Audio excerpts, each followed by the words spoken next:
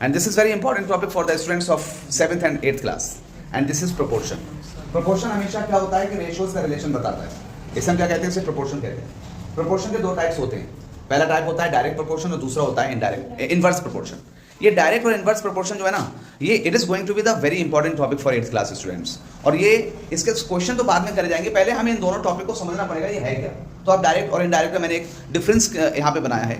सबसे पहले तो डायरेक्ट प्रोपोर्शन क्या होता है, ये रिलेशन बिटवीन टू क्वांटिटीज. ये दो क्वांटिटीज के बीच का रिश्ता होता है. क्वांटिटीज का मतलब क्या, एक मास हो गया, एक वॉल्यूम हो गया, या एक जो है वो रुपीज हो गए, एक जो है क्वांटिटी हो गई. तो ये दो क्वांटिटीज हो गई अलग अलग. इनके रिलेशन को क्या शो करते हैं, दोनों प्रोपोर्शन, दोनों डायरेक्ट और इनवर्स दोनों जो है वो क्या होता है, relation between two different quantities. ये क्या है, ये डायरेक्ट रिलेशन होता है और ये रिलेशन होता है इनवर्स.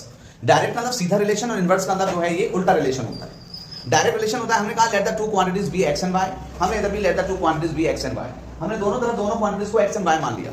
यहाँ पे देखें, मैंने यहाँ पे देखो ये रिलेशन जो है वो डायरेक्ट में रिलेशन जो है क्या होता है, X proportional Y. X proportional, ये निशान जो है प्रोपोर्शन का होता है. प्रोपोर्शन सीधा प्रोपोर्शन, डायरेक्ट प्रोपोर्शन है, ये सीधा रिश्ता है. ये अगर x बढ़ेगा तो y बढ़ेगा, x घटेगा तो y घटेगा. लेकिन यहाँ पे रिश्ता कैसा हो गया, x inversely proportional to y. यानी x का और y का रिलेशन कैसा है, उल्टा है. अगर x बढ़ेगा तो y घटेगा और x घटेगा तो y बढ़ेगा. राइट. यहाँ पर हम इसको जो है ना डायरेक्ट प्रोपोर्शन को आप शो कर सकते हैं मैथमेटिकली कैसे, x proportional y, x upon y जो है क्या होगा, कांस्टेंट होगा. और यहाँ पे x इंटू वाई कांस्टेंट होगा. इसीलिए मैं इसमें फर्दर रिलेशन, अगर मैं x और y दो क्वांटिटीज ले लूं, x की दो वैल्यूज हैं, एक x1 है एक x2 है, y की दो वैल्यूज हैं y1 और y2, तो मेरा क्या हो जाएगा, x1 का रिलेशन x2 के साथ क्या होगा, x1 proportion to x2 y बराबर होगा y1 का जो रिलेशन होगा किसके साथ, y2 के साथ में. तो x1 इज टू x2 बराबर होगा y1 इज टू y2. इसी तरीके से क्या होगा, इसमें यहां पर होगा x1 और y1 का जो है ये रेशियो होगा बराबर किसके, x2 और y2 के रेशियो से. इसीलिए हम क्या कह सकते हैं, x1 इस x1 की y1 से मल्टीप्लाई, y2 से मल्टीप्लाई करोगे और x2 y1 की मल्टीप्लाई, यहां पे x1 y1 बराबर x2 y2, है ना. ये कभी कभी क्या होता है, ऑप्शन में क्वेश्चन पूछे जाते हैं. इसका एग्जांपल सुनो. इसका एग्जांपल ये है कि क्वांटिटी जो है वो क्या है. यहाँ पे क्वांटिटी कैसी है, देखो एप्पल की क्वांटिटी दे रखी है और उसके प्राइस दे रखे हैं. एप्पल की क्वांटिटी कितनी है, 5 किलो एप्पल है तो कितनी कीमत है उसकी, 500.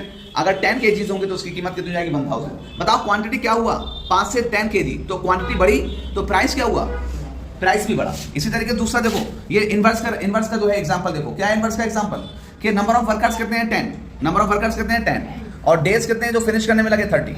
अब बताओ नंबर ऑफ वर्कर्स मैंने बढ़ा के 10 से कितना कर दिया, 20. तो नंबर ऑफ डेज कितने हैं बताओ, 15. बताओ वर्कर्स का नंबर क्या हुआ, बढ़ा. जब वर्कर्स का नंबर बढ़ा तो दिन जो है वो कैसे हो गए, कम हो गए. तो रिलेशन कैसा हो गया, उल्टा. और यहाँ पर तो रिलेशन कैसा था, अगर जब सेब की कीमत बढ़ी तो क्या, प्राइस बढ़ गया. और जब कीमत घटेगी, जब क्वांटिटी घटेगी तो प्राइस भी घटेगा. राइट ना. This is the difference between direct proportion and indirect inverse proportion.